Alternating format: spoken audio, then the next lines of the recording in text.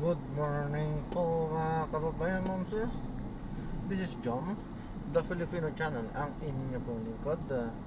So today nga is November 20, 2024. At tayo ngayon ay papunta dyan sa may Xenia Towers. Dito yan sa may EDSA Balintawak. At dadalhin po natin yan sa may West Ensula entrance sa may West Avenue, Bungad, Project 7, Quezon City. Okay po, so magbabalik po tayo mamayang onte. Pag nakuha na po natin sila, disclaimer lamang po, ang content po natin ay kalsada at hindi ang passenger. Kaya nga naman, sakasakali naman po na may marinig kayo, mga pangalan po ng lugar, pangalan ng tao, pangalan ng organizations, government or private man yan, ay wala pong kinalaman ng channel na ito at wala pong pinapatungkulan. Lahat po ng pinag-usapan dito ay pawang dito lamang po yan sa loob at wala pong pinapatungkulan po sa labas. Okay po, so magbabalik po tayo mamayang onte pag nakuha na po natin sila.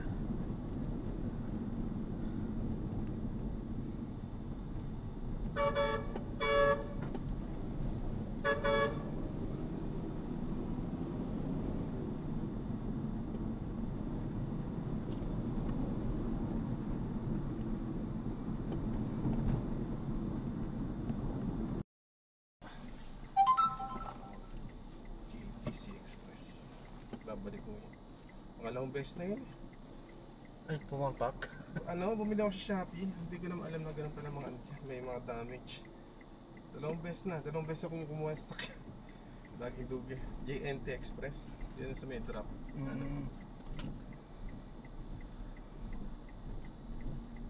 Hindi na, dala na ako. Sa SM na lang ako bibili. Yun nga lang kasi kapag online pa mga ganyan, no? hindi makikita. Medyo mura nga, oo. Pero hindi makita Oo, sopa, bumili rin ako sopa. Nag-ano rin ako tuloy. Natakot tuloy ako ngayon. Kasi yung sopa, paano ko siguro lalamog na ko yan. Binabalak ko pa naman din sana nga na bumili ng mga ganyan sa TikTok. Hindi naman ako TikTok sa Shopee. Pero parang ganun din siguro. Ganun din, mga online din yan, hindi mo makikita Oo. Kasi sa abroad naman, makakapal yung mga yung tibera, mga yung shurak na ganito. Pero dito sa maninipis kahit na sinabi, kahit na naka din na baka naman nagpain lang. Mahirap magsalita din ng ay siya nga pala. Tapos yung TV rack naman din, bumili rin akong TV rack at shurak to. TV rack, bumili rin akong TV rack, tapos sopa, yung sofa bed. Yun ang natatakot ako dahil lalaki yan. Paano ko sasauli yun? Kaya siguro lalamove na truck na Opo, lalamove na yun. Yung electric maging driver doon Malik din po dyan. Wala pa sa linggo. Thank you. Wala pa sa linggo para mga 4 days ago. Kanina ako doon, tapos babalik ka.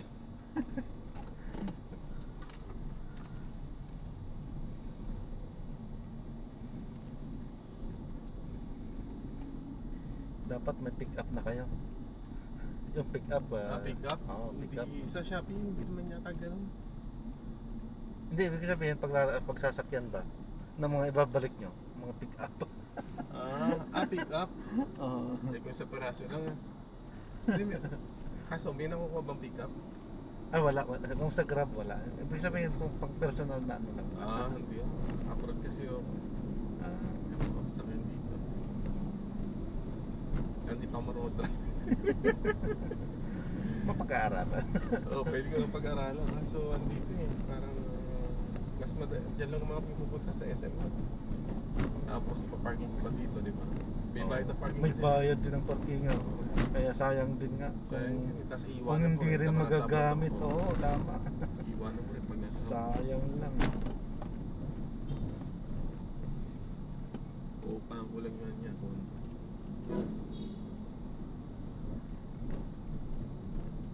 Ang mahal-mahal pa naman ng parking.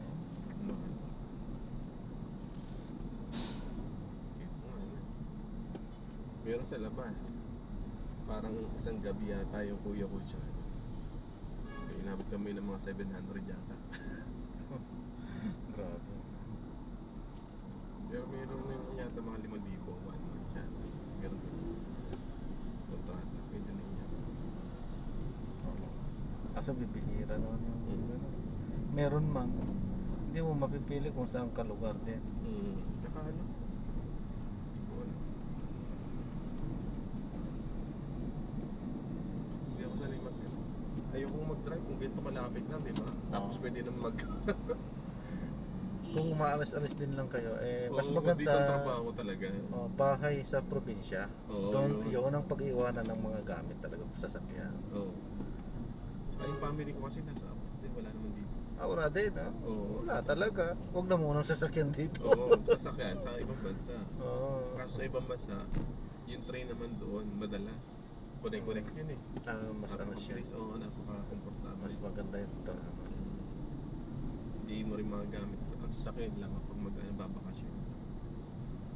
Kapag ang layo, parang di ka rin nag-enjoy kasi ikaw rin magdadaan. Oo nga. Actually, itong sa pag-grab, tapos kahit na pag may sariling sasakyan, sumisipa rin ng gastos eh. Kasi manggagasolina ka rin kung may sasakyan ka sasakyan. May insurance na. Oo, meron po. Insurance pa. So, mas okay na yung ganito. Mag-grab na na. Oo, kung sa trabaho niyo, okay lang. Pero kung bakasyon ka na gamitin, nabubulog ka. Kasi yung bibilihin Pero mo sa nga- ibang bansa, every 4 years kailangan magpalit ng sasakyan. Dito lang kasi sa Dito, Pilipinas yung pero hanggat dito, kaya eh. may rules din doon na gano'n dito. Wala naman. Hindi, alam ko hanggang pwede yata dito. Doon kasi. Hindi ko lang alam ha, hindi ako sure. Oo, kasi sa ibang bansa, lalo sa mga gagawing business. Yung sa business, gagawing business. Yung mga Uber, ganyan. Kasi Uber dati dito, di ba?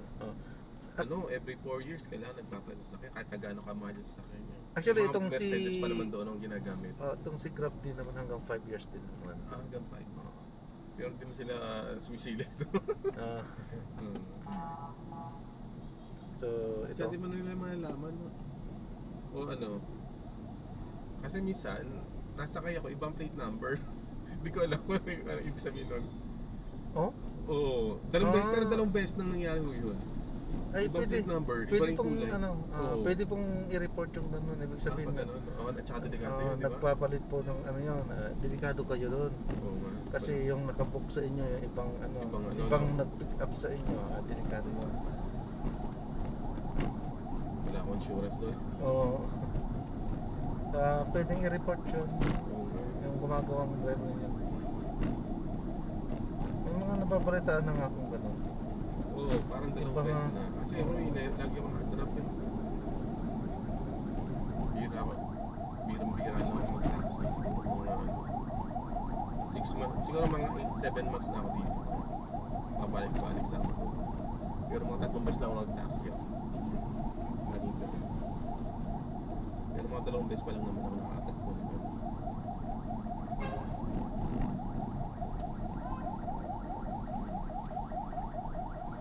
Pag ganitong mga season nga lang talaga, traffic. Mamaya, grabe, mas matindi yun. Kaya sa kabilang side tayo sa JNT Express.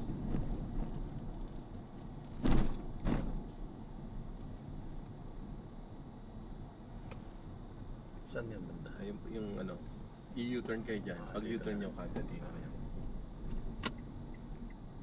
LBC pala katabi. Sakto.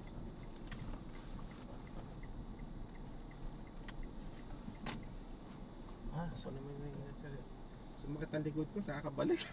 Hindi naman ako delivery man.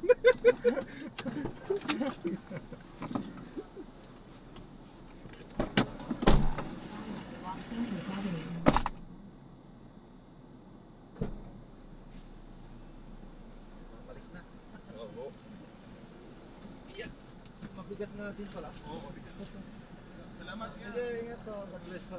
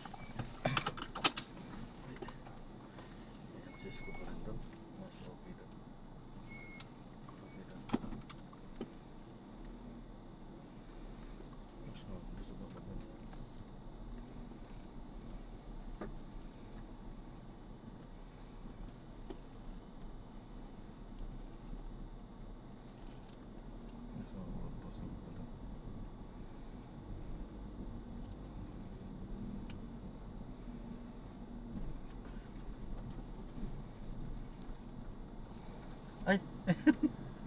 So, na-drop na natin si Sir. Ayan, nakalimutan natin at nakalimutan tayo nating magpaalam. Pero walang problema at nag-usap lang naman kami ni Sir. Wala naman kami mga napag-usapang hindi maganda. Okay. So, yan, maraming salamat po sa panonood. Hanggang sa muli po, ingat at God bless po everyone.